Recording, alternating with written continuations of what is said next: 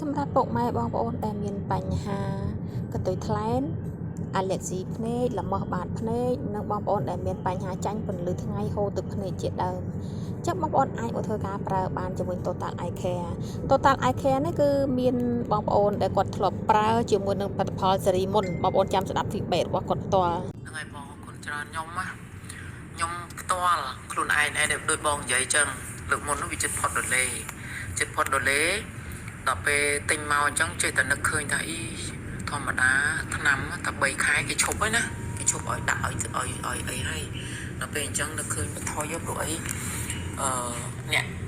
ដូចជាបងប្អូនឬមួយនេះអ្នកមកផ្សព្វផ្សាយហ្នឹងណាគាត់ថាអត់អីទេក៏ខ្ញុំនឹកឃើញអត់ទិញទៅខ្ញុំមិនដាក់ព្រោះអីបងលើកទូរស័ព្ទមើលអត់បាន5នាទីទេហូរទឹកភ្នែកមកជូតហូរនឹកឃើញកើតទេទិញសាកមើលដល់ពេលដាក់ទៅបាត់បងដាក់ទៅបាត់មែនដល់ពេលអស់ទៅដើររកប្រអប់ឯងទៅខ្វាម៉ាស៊ីទៅអីគេថាអត់មានលក់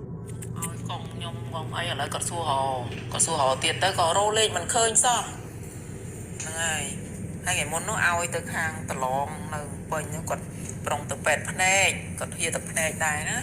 ហើយតែខ្ញុំថាចាំសាកអានឹងមួយសិនណាសាកដល់ពេលឥឡូវសាកទៅគាត់ថាអូបាត់ហើយ